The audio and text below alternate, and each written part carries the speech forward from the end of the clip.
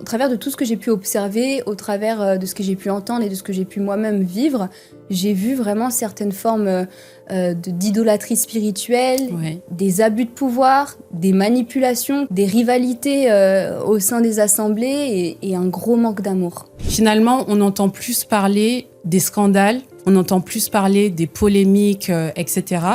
Et on perd finalement de vue l'essentiel. Et l'essentiel, c'est Christ et son message. Amen. C'est voulu de Dieu que le bien et le mal coexistent ensemble. C'est voulu de Dieu que il y ait ce mélange dans l'Église corps du Christ et c'est pour l'édification commune en fin de compte. Donc il ne faut pas être scandalisé au point de vouloir quitter l'Église, alors qu'en fait, ces mêmes choses qui nous scandalisent sont des choses que Jésus-Christ avait lui-même annoncées, tout en nous donnant la provision dont on avait besoin pour faire face à tout ça. Et cette provision, c'est de demeurer dans l'amour, demeurer attaché à Christ, veiller, prier sans cesse, etc., se supporter les uns les autres. Bonjour à toutes et à tous, bienvenue dans ce podcast initié par la maison d'édition Le Verger des Lumières. Le Verger des Lumières est une jeune maison d'édition chrétienne qui accompagne des auteurs dans l'écriture et la publication de leurs ouvrages, afin de mettre en lumière des témoignages, des réflexions et puis des ressources qui édifient la foi chrétienne. En complément de cette mission, nous avons également souhaité mettre en place cet espace d'échange à travers le format podcast pour pouvoir aborder des sujets liés à la foi chrétienne et puis également donner la parole à celles et ceux comme nous qui souhaitent partager ce que Dieu a fait dans leur vie. Gaëlle, je suis vraiment ravie de te retrouver pour qu'on puisse aborder un sujet qui me tient particulièrement à cœur. Gaëlle qui est non seulement une sœur en Christ, ma sœur en Christ, mais aussi ma belle-sœur. C'est vrai. Eh bien, bonjour à tous. J'espère que vous allez toutes et tous bien. Je suis ravie d'être ici avec toi, Flavie, pour partager ce podcast. Et merci pour la confiance que tu m'accordes et merci d'avoir pensé à moi pour qu'on puisse échanger autour de ce merveilleux sujet que vous allez découvrir. Je crois que le peuple de Dieu sera grandement béni au travers de notre échange. Mais avant de commencer, j'aimerais qu'on prenne un instant pour parler d'un projet. Un projet qui te tient à cœur et un projet dans lequel tu as mis toute ton âme, beaucoup de ton temps aussi. C'est ton livre. Madame écrit un livre. Yes. Oui. Livre que j'ai commandé d'ailleurs et que j'ai commencé à lire, donc très édifiant. Est-ce que tu pourrais nous présenter un petit peu de quoi parle cet ouvrage ? Alors oui, comme beaucoup le savent déjà, j'ai écrit un livre puisque le Seigneur m'a appelé à témoigner de son œuvre dans ma vie. Et mon livre, je vous le présente, s'appelle « Des ténèbres à la lumière, Jésus-Christ m'a sauvé de la mort ». Pour tous ceux qui seraient intéressés pour le lire, il est disponible sur Amazon depuis le 12 mai, donc n'hésitez pas à vous procurer un exemplaire. Alors du coup, pour vous en dire un petit peu plus, dans ce livre, je partage mon parcours avec le Seigneur, à la fois les victoires, les délivrances, les restaurations qu'il m'a permis d'expérimenter. Mais je partage aussi certaines saisons beaucoup plus difficiles qui ont été marquées par de l'attente, de la souffrance, des blessures, de l'incompréhension et aussi des questionnements, de nombreuses interrogations. Donc voilà, et puis dans ce livre, j'aborde beaucoup de sujets, mais je parle particulièrement aussi dans certains chapitres d'un sujet qui revient beaucoup lorsque j'échange avec des chrétiens, c'est celui des blessures vécues au sein de l'Église. Et avant de poursuivre notre échange, je tiens à apporter une petite précision. Quand je parle de l'Église, je ne parle pas de Jésus-Christ en lui-même qui est parfait. Je parle vraiment des communautés chrétiennes, des organisations, des structures, des églises bâtiments qui sont composées d'êtres humains, d'hommes et de femmes qui sont imparfaits. Ouais, totalement. Totalement. Et c'est bien que tu fasses la distinction entre le maître et ses disciples. Le maître qui est parfait et les disciples qui sont imparfaits, qui tendent vers la perfection. Et personnellement, c'est un sujet qui me parle, vu que... On a eu de longues conversations ces dernières années.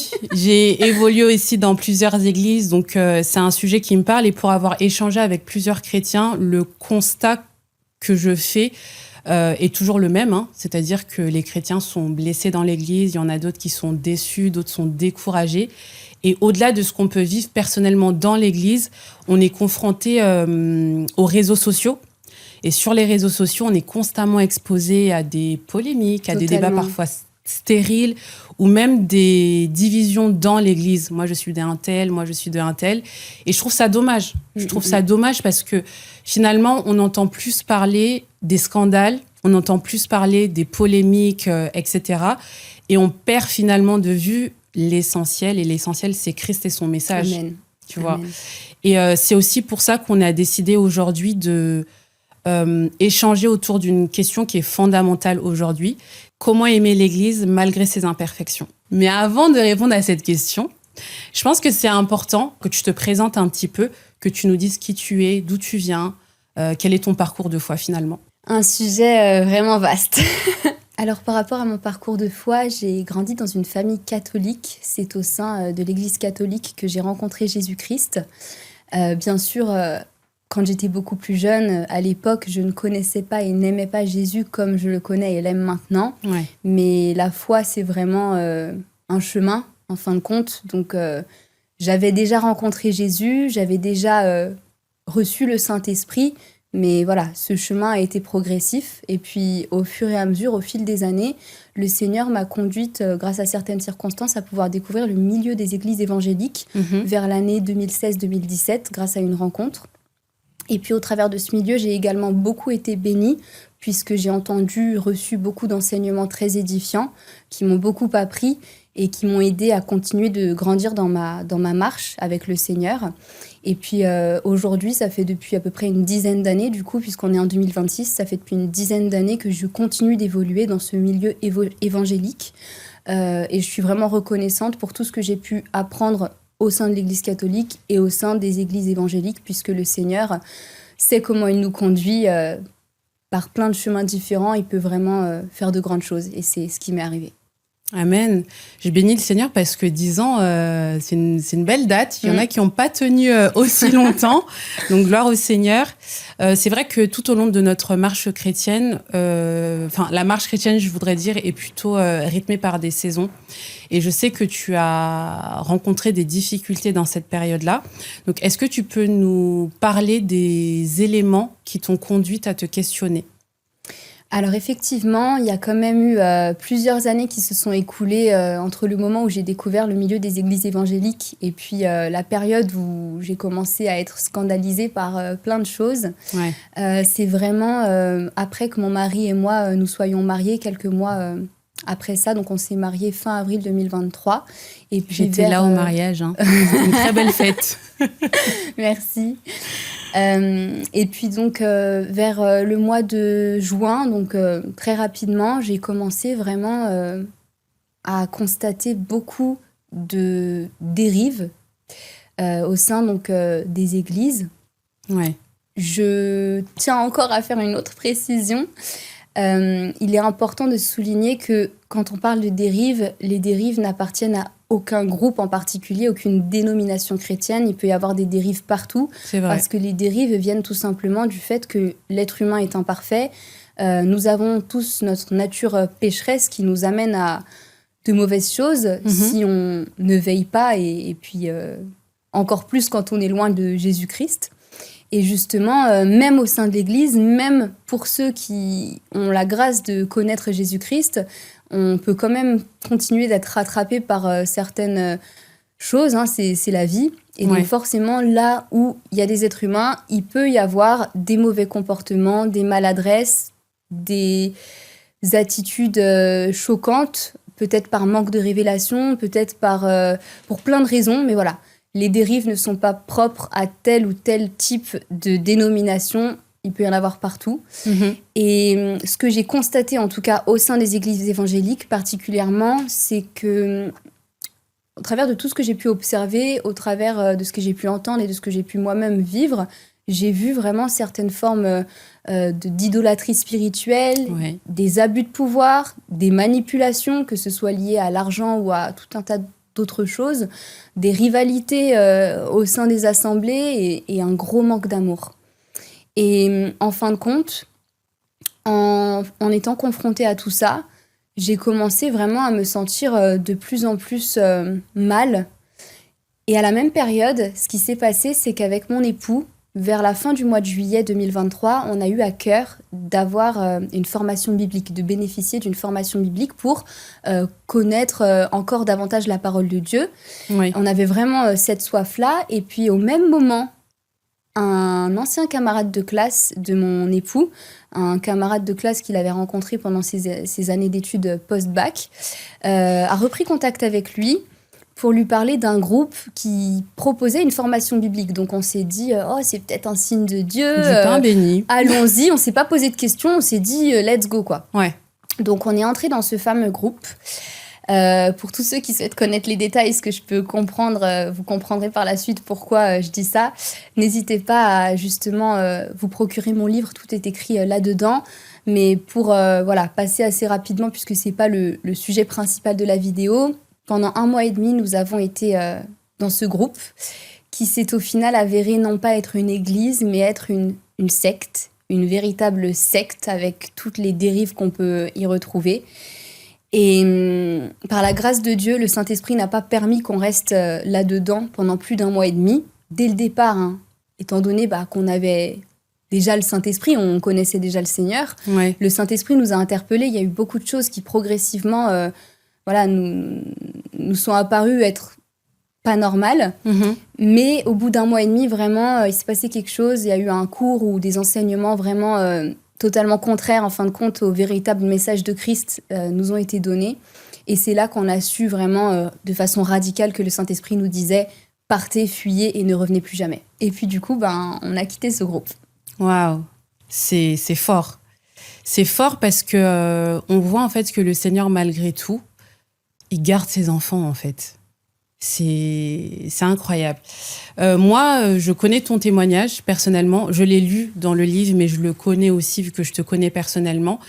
Et je bénis vraiment le Seigneur de vous avoir sorti de cette secte-là à temps, que Amen. vous n'ayez pas demeuré des mois et qu'il y ait plus de manipulation que ça.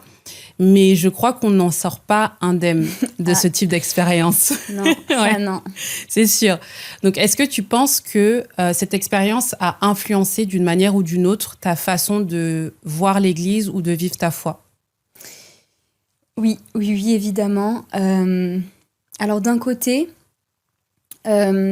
ce que le fait d'avoir fait un passage dans cette secte n'a pas changé, c'est l'amour que j'avais pour Dieu, la vision que j'avais de Dieu, Ouais. la façon que j'avais d'interagir avec lui. Rien n'a changé à ce niveau-là, dans ma façon de prier, de méditer la parole de Dieu. Mais par contre, ça a énormément changé de choses par rapport à tout ce qui se passait dans mon cœur à l'égard de l'Église Corps du Christ. Et en ce sens-là, oui, ça a impacté négativement ma foi chrétienne. Oui. Il se trouve que lors du dernier cours où nous nous sommes rendus, la personne qui apportait la formation biblique, qui se faisait appeler le formateur, Ouais. comme toujours, a commencé à nous partager un enseignement séduisant, fascinant, intellectuellement parlant. Et à un moment donné, j'ai vraiment senti, mon mari aussi, on s'est regardé, il y avait vraiment quelque chose qui clochait, parce qu'il a enseigné, sur la base d'un véritable verset biblique, Mhm. que selon leur groupe et selon lui, l'Église n'était en fait pas envoyée par le Seigneur, mais envoyée par le diable, ne venait pas de Dieu en fait. Wow. Et que tous ceux qui ont des responsabilités en fin de compte au sein des églises, les pasteurs, les prêtres, les apôtres, etc., étaient envoyés par le diable. Et là, connaissant la parole de Dieu, connaissant notamment, j'ai plus le nom du verset en tête, mais le verset qui dit que le Seigneur a mis en place les pasteurs, les apôtres, les docteurs, les prophètes, les évangélistes, etc., pour l'édification mutuelle dans le corps de Christ, j'ai vraiment su que ça venait pas du Saint-Esprit, qu'il y avait quelque chose qui clochait cette fois-ci sans plus aucun doute. C'était clair. Et je vais juste te lire justement le passage sur lequel il a pris appui pour amener un faux argument pour qu'on croie à ce mensonge. Donc le passage se situe dans 2 Thessaloniciens chapitre 2. Je vais pas lire tout le chapitre, mais ça vaut le coup vraiment de lire tout le contexte pour bien comprendre. Ouais. Il a notamment cité au verset 3 « Que personne ne vous séduise d'aucune manière, car il faut que l'apostasie soit arrivée auparavant et qu'on ait vu paraître l'homme du péché, le fils de la perdition, l'adversaire qui s'élève au-dessus de tout ce qu'on appelle Dieu ou de ce qu'on adore, jusqu'à s'asseoir dans le temple de Dieu se proclamant lui-même Dieu. » Et puis après, il nous explique d'autres choses. Et en fait, à ce moment-là, il a sous-entendu, il n'osait pas le dire, mais c'est ce qu'il a sous-entendu, et c'est ce que tout le monde a compris, et c'est ce qui a ensuite été explicité, que ce fameux adversaire qui s'élève au-dessus de tout ce qu'on appelle Dieu ou de ce qu'on adore, c'est le diable, jusqu'à s'asseoir dans le temple de Dieu, se proclamant lui-même Dieu. En fait, il insinuait que c'était les serviteurs de Dieu. Ouais, d'accord. Donc voilà, c'est comme ça qu'on a quitté cette secte. Et puis par la suite, on a continué pendant une année de fréquenter donc les assemblées chrétiennes. Premièrement, notre église locale, à laquelle on se rendait tous les vendredis soirs et les dimanches matins. En parallèle, on continuait de suivre les enseignements d'autres églises sur YouTube. Et puis, occasionnellement, quand on était invité ou pour y aller avec des amis qui ont l'habitude d'aller dans d'autres églises, ça nous arrivait aussi de visiter d'autres églises. D'accord. Et c'est en septembre 2024, une année après, qu'on a pris la décision de quitter notre église locale. Mais pourquoi vous avez pris finalement cette décision de quitter votre église locale? C'est quand même une décision forte. Avec tout ce qu'on avait pu observer, on a vraiment ressenti le besoin de nous mettre à part, de retourner au pied du Maître, en fin de compte, au pied de Jésus-Christ, pour vraiment lui confier tout ce qu'on ressentait dans notre cœur, tout ce qu'on pensait. Parce que, mine de rien, tout ce qu'on a pu voir nous a beaucoup impacté. Et à force d'être confrontés à toutes ces choses qui nous dérangeaient et qui nous paraissaient en désaccord avec le message central de l'évangile de Jésus, en fait, on s'est mis vraiment à être remplis de mauvais sentiments. Particulièrement moi, je ne vais pas parler pour mon mari parce que même si on a un témoignage commun par rapport à cette saison-là de notre vie, je vais parler vraiment de ce qui s'est passé dans mon cœur à moi. Oui. J'ai ressenti pendant toute cette année, donc de septembre 2023 à septembre 2024, énormément de colère, d'amertume, d'aigreur. Quand j'entrais à l'église, je m'attendais vraiment seulement à moitié à Dieu, parce qu'à côté de ça, dans mon cœur, je m'attendais surtout à être à nouveau déçue.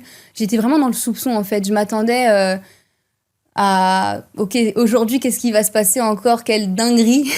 T'étais devenue juge, en fait. J'étais devenue juge et en fait, je venais à l'église en espérant que le Seigneur allait me toucher, en espérant que les enseignements allaient être juste bons, basés sur la parole de Dieu. Mais au final, je me suis même mise à comme voir un petit peu tout en noir, comme à être envahie par cet esprit de soupçon, de jugement, de méfiance.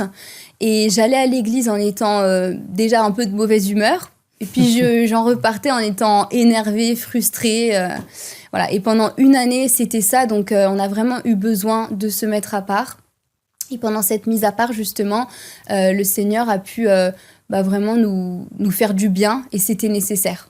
D'accord. Juste, le temps d'isolement, il a duré combien de temps exactement? Environ 1 année et demie. C'est long, hein? Ouais, c'est très long. Entre septembre donc 2024 jusqu'à février 2026. De cette année. Ouais, c'est long, mais en même temps, faut pas oublier que la parole de Dieu nous dit que toute chose concourt au bien de ceux qui aiment l'Éternel. Amen. Donc, je crois que ce temps d'isolement qui a été, la manière dont les choses se sont faites, le Seigneur a permis ces temps d'isolement, pour justement vous restaurer, vous enseigner.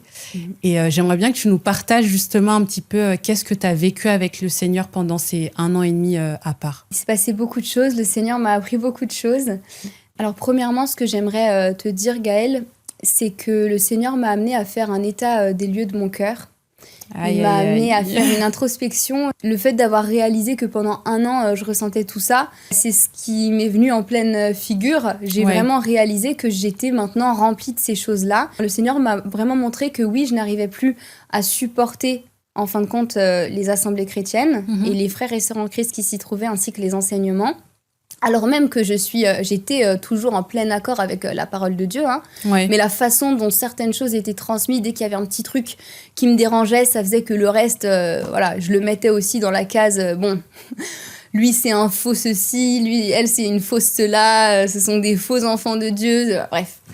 Je vais pas m'étendre sur le sujet. En tout cas, le Seigneur m'a bien montré à quel point j'étais tombée dans l'orgueil, en fin de compte, à croire que j'étais la seule à détenir la vérité, à même me sentir en fin de compte supérieure aux autres. Et dans tout ça, j'avais perdu l'amour à l'égard des autres, particulièrement des chrétiens. Mais je reviendrai dessus juste après. La première chose vraiment que le Seigneur m'a amené à réaliser après donc avoir fait cet état des lieux de mon cœur, après avoir réalisé combien j'avais basculé dans un mauvais état de cœur, c'est qu'il m'a montré, grâce à la lecture de la parole de Dieu, grâce à beaucoup de versets, que toutes ces choses, justement, qui se passent dans les églises, qu'on peut appeler certaines dérives. En fait, il savait que ça allait arriver et ça date pas d'hier. En fait, ça a toujours existé. J'ai une question à te poser. Dis-moi. Je me permets de te couper parce que ça fait écho, en fait. Tout ce que tu es en train de dire là, ça fait écho à des sentiments que j'ai pu moi aussi vivre parce que j'ai vécu une saison similaire tout au long de ma marche. Et effectivement, ce qui serait intéressant ici, c'est de comprendre quels ont été les enseignements que Christ t'a donnés après avoir fait cette introspection, ce bilan finalement de ton cœur. Quels sont les enseignements que tu en as tirés? Ok. Alors, je vais partager quelques versets, mais si tu es d'accord, j'aimerais bien que tu puisses les lire, Gaëlle. Avec plaisir. Je vais te dire exactement lesquels j'ai en tête. Le premier verset que j'aimerais bien que tu lises, s'il te plaît, c'est celui de 2 Pierre, chapitre 2, versets 1 à 3, qui parle des faux docteurs. Alors, 2 Pierre, chapitre 2, versets 1 à 3. Il y a eu parmi le peuple de faux prophètes, et il y aura de même parmi vous de faux docteurs, qui introduiront des sectes pernicieuses et qui renieront le maître qui les a rachetés, attirant sur eux une ruine soudaine. Plusieurs les suivront dans leur dissolution et la voie de la vérité sera calomniée à cause d'eux. Par cupidité, ils trafiqueront de vous au moyen de paroles trompeuses, eux que menace depuis longtemps la condamnation, et dans la ruine ne sommeillent point. Bon, je pense que j'ai pas besoin de commenter ce verset, il est assez explicite. J'aimerais également que tu puisses lire 2 autres versets qui vont pouvoir compléter un peu toute cette pensée. Le verset donc dans Matthieu chapitre 24, versets 11 à 12, s'il te plaît, qui parle des faux prophètes et du refroidissement de l'amour en fin de compte. Donc Matthieu 24, 11 à 12, plusieurs faux prophètes s'élèveront et ils séduiront beaucoup de gens. Et parce que l'iniquité se sera accrue, la charité du plus grand nombre se refroidira. Voilà. Je tiens à ce que tu puisses lire ces versets à haute voix, justement pour rappeler, sans rentrer encore une fois dans les détails, à quoi peuvent s'apparenter les fameuses dérives dont j'ai parlé précédemment. Ouais. Et puis il y a un 3e verset que j'aimerais bien que tu lises. C'est toujours dans le verset que j'ai cité tout à l'heure, donc dans 2 Thessaloniciens chapitre 2. Mais par contre, c'est pas les mêmes versets, donc c'est du verset 9 à 12. D'accord. Puisque ça aborde toujours ce sujet d'une façon qui complète le reste. D'accord. Donc, 2 Thessaloniciens 2, 9 à 12. La venue de cet homme, l'impie, se fera grâce à la puissance de Satan, avec toutes sortes d'actes extraordinaires, des signes impressionnants et des prodiges trompeurs. Il usera de toutes les formes du mal pour tromper ceux qui se perdent, parce qu'ils sont restés fermés à l'amour de la vérité qui les aurait sauvés. Voilà pourquoi Dieu leur envoie une puissance d'égarement pour qu'ils croient au mensonge. Et il agit ainsi pour que soient condamnés tous ceux qui n'auront pas cru à la vérité et qui auront pris plaisir au mal. Waouh. Ouais. C'est fort. C'est fort. Purée. Donc, ces versets-là abordent plusieurs éléments en même temps. Le premier, c'est que c'est pas parce qu'on est en capacité d'opérer des miracles, c'est pas parce qu'on est en capacité de partager de très beaux enseignements qui sont fascinants, intellectuellement parlant. Ouais. C'est pas parce qu'on est en capacité d'opérer des délivrances, des guérisons, que ça vient nécessairement du Seigneur, que ça vient nécessairement du Saint-Esprit. On comprend au travers de ce passage que ça peut aussi venir de l'ennemi qui cherche justement à détourner le peuple de Dieu. Donc c'est pour ça qu'on a besoin du Saint-Esprit pour qu'il puisse nous conduire en toutes choses et nous révéler toutes choses. L'autre élément important de ce verset à retenir, c'est qu'effectivement, Dieu est souverain, Dieu est omniscient, omnipotent, omniprésent, il sait tout. Il sait ce qui est bien, il sait ce qui est mal, mais il permet quand même que tout cela arrive, il sait pourquoi il le fait. On comprend qu'il permet ça aussi pour faire le tri, en fin de compte, entre les brebis et les boucs, entre ceux qui aiment véritablement Christ, qui aiment véritablement la vérité, c'est ça l'amour de la vérité, et ceux qui sont là, dans les églises ou parlent au nom du Seigneur, non pas par amour de Dieu, véritablement, pas pour le servir lui, mais pour tout un tas d'autres raisons, peut-être en étant envoyé par le diable, peut-être pour gagner de la notoriété, se remplir les poches avec des manipulations, des arnaques, voler l'argent du peuple de Dieu. Il y a plein de raisons. Mais en tout cas, c'est ça qu'on comprend, que le Seigneur est au courant de tout ça. Et ce que le Seigneur m'a appris dans ce premier constat, ce premier enseignement, c'est que moi, je voyais le problème principalement tout autour de moi. Ouais. C'est pas totalement faux. Il y avait des problèmes, effectivement, que je constatais avec un véritable discernement. Mais ce qu'il voulait d'abord changer, c'était pas l'Église que je voyais, c'était l'Église dans mon cœur. Il voulait transformer mon propre cœur. Parce qu'on fait partie de l'Église en tant qu'enfant de Dieu. Là où 2 ou 3 sont réunis, nous formons une Église. Et en fin de compte, nous sommes une partie de l'Église de par notre cœur qui appartient à Christ. Oui. Et quand notre cœur ne fait plus la volonté de Dieu, n'est plus dans l'amour, mais tombe dans l'orgueil, il est récupéré par le diable. Et c'est pas bon, c'est pas ce que Dieu veut. C'est intéressant ce que tu dis parce que effectivement, dans la parole, on voit que le Seigneur va prophétiser un bon nombre d'événements qu'on voit aujourd'hui même s'accomplir au milieu des églises, de l'Église avec un grand E. Mais c'est pas pour autant que on n'est pas blessé par certains actes posés par d'autres chrétiens. Donc quand on est face justement à ces comportements problématiques, c'est quoi la meilleure attitude à avoir selon toi? La réponse que je vais apporter est vraiment basée sur ma propre expérience. Il peut y avoir aussi d'autres clés pour savoir comment réagir face aux blessures, notamment vécues dans l'Église. Mais ce que le Seigneur m'a appris vraiment durant toute cette saison, notamment pendant toute cette année et demie où on s'est mis à part, c'est premièrement qu'il faut demeurer en Christ. Je vais lire un verset justement qui parle de ça, où le Seigneur vraiment nous permet de comprendre pourquoi c'est si important de demeurer en Christ. Ouais. Le verset se trouve dans Jean chapitre 15, donc du verset 4 à 5. La parole de Dieu nous dit, et c'est particulièrement Jésus-Christ même qui parle, qui nous dit « Demeurez en moi et je demeurerai en vous. Comme le sarment ne peut de lui-même porter du fruit s'il ne demeure, attaché au cep, ainsi vous ne le pouvez aussi non plus si vous ne demeurez en moi. Je suis le cep, vous êtes les sarments. Celui qui demeure en moi et en qui je demeure porte beaucoup de fruits, car sans moi, vous ne pouvez rien faire. » Le « sans moi, vous ne pouvez rien faire » est tellement essentiel. C'est le fondement. C'est ça. C'est par lui qu'on peut le tout. Fondement. Sans lui, on ne peut rien faire. Exactement. Et je vais donc te partager également 3 autres éléments. Il y en a 4 en tout qui sont extrêmement importants. Le deuxième va de pair avec le premier. Le troisième va de pair avec le deuxième et ainsi de suite. Le deuxième, c'est qu'il faut qu'on veille sur notre cœur. Oui. J'aimerais aussi te dire, avant d'aller plus loin, aujourd'hui, Dieu a vraiment restauré mon cœur par rapport à l'Église Corps du Christ. Mais ce n'est pas pour autant que je peux cesser de veiller. Parce que y a un verset de la Bible qui dit que l'esprit est bien disposé, mais la chair est faible. Même si le Seigneur m'a restauré, le Seigneur m'a délivré de tout ce système de pensée qui, en fin de compte, avait empoisonné mon cœur, je suis toujours faillible comme n'importe quel être humain. Bien sûr. Et il faut que je continue de veiller pour ne pas retomber dans ces anciens schémas, que ce soit par rapport à l'Église Corps du Christ ou même par rapport au vieil homme et toute ma vie passée, par exemple. Ouais. Donc voilà, il est vraiment très important de veiller sur notre cœur. Je vais également prendre un verset qui parle de ça. Donc dans Proverbes chapitre 4 au verset 23, la Bible nous dit « Garde ton cœur plus que toute autre chose, car de lui viennent les sources de la vie. » Et par rapport à ça, donc oui, il faut qu'on surveille notre cœur, mais il y a un moment clé dans cette phrase, c'est les sources de la vie. Ça veut dire que si tu ne gardes pas ton cœur, qu'est-ce qui va entrer, en fin de compte ? De quoi tu ne seras pas protégé ? Des sources de la mort. Ouais. Et les sources de la mort, c'est quoi ? C'est tout ce qui t'éloigne de Jésus-Christ.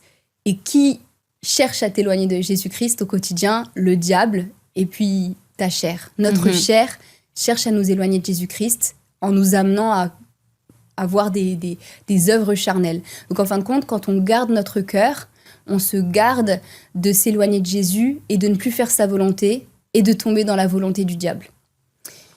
Donc voilà par rapport à ce deuxième élément. Également, ce que le Seigneur m'a appris, c'est qu'il est essentiel de chercher à continuer d'aimer, même quand c'est difficile. Chercher à aimer même quand on est blessé. Et j'ai envie de te dire... Évidemment, tout seul, c'est pas possible. Oui. On a vraiment besoin de Jésus. Et un verset m'a particulièrement marqué durant cette marche, cette saison. C'est celui de Matthieu chapitre 7 au verset 5, où le Seigneur nous dit, au travers de la parole, « Hypocrite, ôte premièrement la poutre de ton œil, et alors tu verras comment ôter la paille de l'œil de ton frère. Ça fait mal, hein. En fait, ça n'est pas arrivé qu'une seule fois. Toutes les fois où le Seigneur m'a rappelé ce verset, il m'a constamment ramené à une posture d'humilité. C'est ça. Et j'ai envie de dire, j'ai dit qu'il fallait demeurer en Christ, veiller sur notre cœur, aimer, mais le dénominateur commun, l'élément essentiel pour toutes ces choses, en fin de compte, c'est l'humilité. Le point central, c'est vraiment l'humilité. C'est d'ailleurs cette qualité qu'avait particulièrement Jésus-Christ, dont il a fait preuve tout au long de sa vie sur la terre, et puis là, jusqu'à la vie éternelle. Et l'humilité, c'est vraiment essentiel. Ça fait mal quand on se rend compte combien on a été orgueilleux, mais la parole de Dieu nous dit que Dieu blesse et il guérit. Et quand il blesse, c'est pas dans le sens où il nous fait du mal, c'est qu'il nous permet en fait de prendre conscience de cette nature pécheresse, et c'est cette prise de conscience qui nous amène à cette posture d'humilité, qui nous permet par la suite de se remettre en question et d'aller dans la repentance. Il y a un deuxième verset qui m'a aussi beaucoup marqué, qu'on connaît très bien. C'est donc Matthieu chapitre 22, versets 36 à 40. Les deux plus grands commandements. Ah oui. Maître, quel est le plus grand commandement de la loi ? Jésus lui répondit, tu aimeras le Seigneur ton Dieu de tout ton cœur, de toute ton âme et de toute ta pensée. C'est le premier et le plus grand commandement. Et voici le second qui lui est semblable. Tu aimeras ton prochain comme toi-même. De ces deux commandements dépendent toute la loi des prophètes. Et le Seigneur dit encore dans Jean chapitre 3, versets 34 à 35, « Je vous donne un commandement nouveau, aimez-vous les uns les autres comme je vous ai aimés. Vous aussi, aimez-vous les uns les autres. » Concrètement, oui, face aux dérives, face aux blessures, face à cette grâce qu'on peut avoir de discerner des choses qui ne vont pas, si le discernement n'est pas accompagné par l'amour, alors il devient un poison. Et on a tout raté. On n'est plus dans l'œuvre de Dieu en fin de compte. On fait plus sa volonté. C'est puissant ce que tu dis, et je pense qu'en tant que chrétien, on est évidemment porté par l'amour de Christ, mais on doit aussi être animé par l'amour de nos frères et sœurs. Et c'est important ce que tu as dit dans le passage de Matthieu, quand tu parles du premier commandement qui nous dit de l'aimer lui d'abord, et ensuite d'aimer les autres. C'est-à-dire qu'on ne peut pas aimer comme Christ naturellement. C'est parce qu'on a cette connexion-là avec ce Dieu-là, Amen, qui nous aime et qu'on l'aime en retour, qu'on peut à notre tour aimer notre prochain. Mais c'est fou que tu le dises, j'allais exactement dire la même chose. Et bah voilà, exactement. On a le même esprit, hein. Qu'est-ce que tu veux que je te dise ? Exactement, non mais vraiment j'allais exactement dire la même chose. L'un ne va pas sans l'autre, et c'est pas pour rien que les versets s'enchaînent dans cet ordre-là. Pour pouvoir être en capacité d'aimer son prochain et aussi de le pardonner sans cesse. Le Seigneur nous dit de pardonner, je connais plus le nom, mais un nombre incalculable de fois qui veut dire infiniment.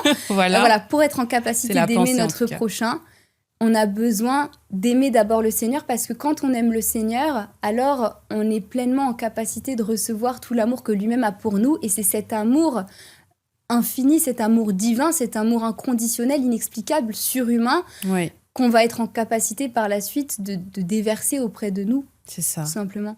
C'est beau. Ouais, c'est magnifique. Il faut également intercéder dans la prière. Intercéder dans la prière. Attention, quand le discernement n'est pas conduit par le Saint-Esprit et qu'il est rattrapé du coup par la chair, ce qui se passe tout simplement, c'est que ce discernement n'aide pas le Seigneur. Il nous conduit à condamner, alors que le Seigneur veut nous utiliser grâce à ce discernement pour prier justement pour les autres.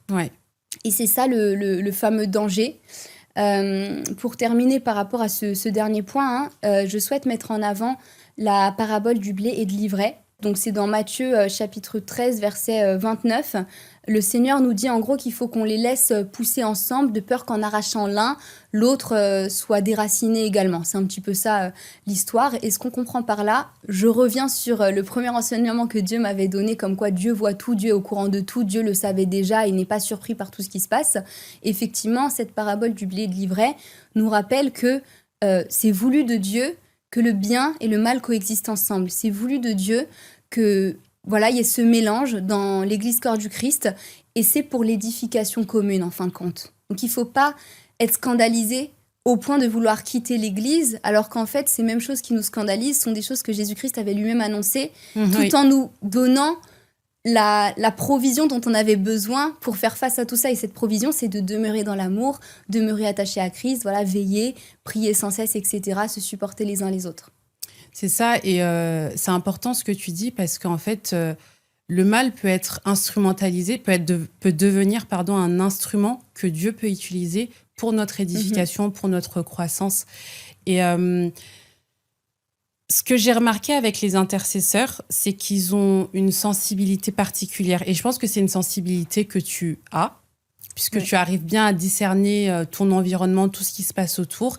Et effectivement, cette sensibilité que le Seigneur t'a donnée, c'est pas pour critiquer, c'est pas pour pointer du doigt, et ça, tu l'as très bien dit tout à l'heure, mais c'est vraiment pour intercéder. Amen. Donc, je te rejoins complètement sur ce que tu dis là. Mais j'aimerais quand même voilà, parce que je sais qu'on est confronté à des caractères dans l'Église, et parfois, même quand on a appliqué toutes ces recommandations que tu viens de nous citer, on peut toujours être confronté et continuer à être confronté c'est le même comportement qui ne change pas. Exactement, à des comportements problématiques qui peuvent nous blesser, etc.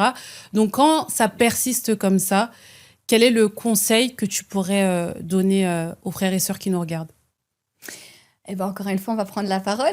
Allez. Cette fois-ci, Gaëlle, je veux bien que tu lises le verset qui se trouve donc dans Matthieu, chapitre 18, versets 15 à 17. Je vais apporter encore une fois une réponse qui m'est propre, à travers deux choses à faire. La première se trouve dans le verset, je te laisse le lire. Oui, dans Matthieu 18, donc. « Si ton frère a péché, va et reprends-le entre toi et lui seul. S'il t'écoute, tu as gagné ton frère. Mais s'il ne t'écoute pas, prends avec toi 1 ou 2 personnes afin que toute l'affaire se règle sur la déclaration de 2 ou 3 témoins. S'il refuse de les écouter, dis-le à l'Église, et s'il refuse aussi d'écouter l'Église, qu'il soit pour toi comme un païen et un publicain. » Voilà, donc ici on a bien la confirmation qui vient de la parole de Dieu elle-même. Le Seigneur ne nous appelle pas à aimer aveuglément, à aimer en détournant le regard de ce qui ne va pas, non. Le Seigneur nous appelle également à dénoncer certaines choses avec sagesse, avec amour, toujours dans cet esprit. Maintenant, puisqu'on parle de réalité concrète et que l'idée là, c'est pas de répondre théoriquement, mais de façon vraiment pragmatique, quand on est dans une église, une assemblée, et qu'on fait face à des comportements problématiques, des dérives répétées, et que ça ne change pas, la première chose à faire, effectivement, si le Seigneur nous y conduit, bien évidemment, c'est pourquoi pas d'aller en parler à la personne concernée directement. Si la personne n'écoute pas, à ce moment-là, on peut en parler à une autre personne, puis à plusieurs. Donc, d'abord, faire les choses de façon plutôt privée, puis pourquoi pas rendre ça... Alors, j'ai pas envie de dire public, parce que l'idée, c'est pas de faire un débat public, mais voilà, partager ça peut-être avec d'autres personnes, des responsables de l'Église, pour que le message soit mieux passé de façon plus claire à la personne concernée, ou les personnes concernées. Et puis, si malgré ça, ça ne change pas, si les responsables, par exemple, n'arrivent pas ou ne passent pas le message comme il le faut peut-être à la personne, ou si malgré ça, ça ne change pas, alors la deuxième chose à faire, je dirais, c'est tout simplement de questionner le Saint-Esprit. Est-ce que j'ai encore ma place dans cette assemblée ? Peut-être que oui, peut-être que non. Est-ce que j'ai encore quelque chose à recevoir ? Est-ce que j'ai peut-être quelque chose à apporter ? Parce qu'on ne vient pas que pour recevoir. En tout cas, le Seigneur ne nous appelle pas à être des bébés spirituels toute notre vie. C'est normal au début de la foi chrétienne, de la marche chrétienne, évidemment, d'avoir besoin de beaucoup recevoir. Mais à un moment donné, le Seigneur nous appelle aussi à transmettre, à faire bénéficier aux autres des dons, des talents, des grâces qu'il nous a donnés pour, encore une fois, le servir, faire sa volonté, gagner des âmes à Christ. Et justement... Quand on pose toutes ces questions au Saint-Esprit, c'est d'ailleurs ce qu'on a vécu avec mon époux, je peux dire qu'on n'a pas forcément la réponse au moment où on le veut et de la façon dont on veut la recevoir. Mais ce qui est certain, et je veux terminer avec ça, c'est que, par rapport à ce point, je veux terminer avec ça, c'est que le Saint-Esprit agit. Quand on invoque le Seigneur nous répond toujours, finit toujours par faire quelque chose. Il écoute nos prières, il les exauce selon sa volonté. Donc, je dirais qu'il faut vraiment demander au Saint-Esprit quelle est sa volonté. Et assurément, le Seigneur nous conduira de la façon dont il veut nous conduire par rapport au plan qu'il a prévu pour notre vie. Exactement. Il faut rester disposé, je pense, et être prêt à recevoir la réponse du Seigneur. C'est ça. Parce que parfois, elle peut nous plaire et parfois un peu moins. Mais et justement... parce que tout à l'heure, tu nous as dit que vous aviez quitté donc, l'église locale où vous étiez établi un certain nombre d'années. Est-ce qu'avec du recul, tu aurais pensé un jour y retourner? Vraiment pas. Dis-nous tout, Flavie. Non, vraiment pas. Alors, au total, on est resté dans cette église locale initialement pendant 2 années, donc entre l'été 2022 et l'été 2024. Pendant 1 année et demie, donc on a vécu notre chemin en étant mis à part avec le Seigneur. Ouais. Au travers de tout ce temps-là, le Seigneur nous a vraiment restaurés, guéris. Ça a été progressif, ça ne s'est pas passé tout de suite. Et comment ça s'est déroulé? Durant les premiers mois, on a eu à cœur de rester à la maison. Sauf qu'au bout d'un certain temps, on a vraiment ressenti le besoin de retrouver une église locale, une assemblée, pour vivre à nouveau la communion fraternelle. Parce qu'en fin de compte, c'est vraiment important que je le dise, un chrétien qui vit sa foi chrétienne tout seul, c'est un chrétien qui se met en danger. Ouais. Ça peut être, comme ça a été le cas pour nous, nécessaire pour un temps, mais pour un temps particulier, un temps précis. Ça ne doit pas être sur le long terme. Sinon, on est vraiment comme amené à voir sa foi un peu se dessécher. Ça devient difficile de continuer d'être assidu, d'être discipliné dans la vie de prière personnelle, voire même en couple, dans la méditation de la parole, etc., le jeûne. Ouais. Et puis, quand du coup, on est un peu asséché comme ça, à ce moment-là, on devient plus faible par rapport à la chair, par rapport au diable qui veut nous faire retourner dans notre vie passée. Donc voilà, on a réalisé qu'il fallait vraiment qu'on retrouve une assemblée, une église locale. Donc en 1 an et demi, vers les derniers mois, on est allé dans quelques églises vraiment occasionnellement. Dans chacune, on est allé seulement une seule fois. Et il y en a eu une dernière où on est allé 3 fois d'affilée, donc au mois de décembre, en essayant de sonder le Saint-Esprit, voir si on allait s'y établir. Au final, on ne s'y est pas établi, mais c'était vraiment une bonne église centrée sur Christ. Et ce qui s'est passé, justement, c'est qu'on a rencontré le couple pastoral qui avait vécu des choses assez similaires à ce qu'on a pu vivre, nous aussi, dans l'église. Ouais. Et puis, malgré leurs blessures, ils avaient vraiment un discours rempli d'amour, rempli de pardon, vraiment... ils n'étaient pas dans l'accusation. Et puis, j'ai appris que ce pasteur avait écrit un livre pour les personnes dans cette situation comme nous. Je l'ai lu et il était vraiment basé tout simplement sur la Bible. Tout ce que j'ai pu dire, c'est des choses qu'on peut aussi retrouver dans ce livre que j'ai lu, l'amour, le pardon, etc. Voilà, et au final, 1 mois plus tard, à la fin du mois de janvier de cette année 2026, mon mari est venu me dire qu'il avait reçu la conviction du fait qu'on devait retourner dans notre église locale initiale. Donc quand il m'a dit ça, je lui ai dit « Waouh, je te trouve bizarre. » Je pensais vraiment pas qu'un jour tu viendrais me dire ça. C'était pas comme ça qu'on avait imaginé la suite. Mais ok, tu es mon mari, tu as le Saint-Esprit, je te fais confiance. Si tu me dis que ça vient de Dieu, on va mettre ça en prière et on verra ce que le Seigneur me dit à moi aussi. Et seulement quelques jours après ça, le Seigneur a parlé dans mon cœur et il m'a donné la même conviction. Il m'a dit « Flavie, je veux que vous retourniez dans l'église que vous avez quittée et que vous n'y retourniez pas de n'importe quelle façon, mais vraiment en allant voir le pasteur principal, en lui présentant vos excuses pour la façon dont vous êtes partis avec un peu de lâcheté, parce qu'au final, on est parti sans vraiment dire pourquoi. Ouais. Et puis là, il fallait bien qu'on revienne en expliquant le pourquoi on était parti. Donc, j'ai d'abord dit au Seigneur, attends, mais à quel moment on va y retourner? À quel moment... je comprends pas, mais bon, ok. Et puis, on a mis ça en prière et quelques jours après, vraiment, la conviction était là. On est retourné au début du mois de février 2026 dans cette église. Et puis, on a été très bien accueillis par le pasteur. Il nous a dit que c'était chez nous, que c'était notre maison, qu'on était les bienvenus, qu'il était ravi de nous revoir, qu'il nous en voulait pas. Puis, il nous a encore donné des enseignements qui faisaient totalement sens avec tout ce que le Saint-Esprit nous avait appris. Donc, il y avait vraiment cette connexion. Le Saint-Esprit était là. Ouais. Et puis, voilà, aujourd'hui... je peux encore voir dans toutes les églises des choses qui ne sont pas forcément, selon moi, à la lumière de mon interprétation de la parole, correcte avec le message de Christ. Mais le Seigneur a transformé mon cœur. Et c'est ça, en fait, qu'il y a à retenir. Waouh. Je suis sans mots, tu vois, parce que c'est merveilleux ce que le Seigneur a fait tout au long de ton témoignage. Et on n'a malheureusement pas assez de temps pour parler de tous les bienfaits que le Seigneur a fait dans ta vie. Mais si tu devais donner un message à tous les chrétiens et chrétiennes qui ont été blessés dans l'Église, quel serait ton mot de la fin? Alors, je crois que ce que j'ai premièrement à cœur de vous dire, c'est ne confondez pas Dieu avec les erreurs des hommes. Les hommes peuvent nous décevoir, une église peut nous décevoir, mais Jésus-Christ, lui, il ne vous décevra jamais. Il demeure Jamais. le même, il est fidèle. La deuxième chose que j'ai à cœur de vous dire, c'est vraiment veiller sur votre cœur. On en a déjà parlé, il n'y a pas besoin que je le répète, mais c'est essentiel.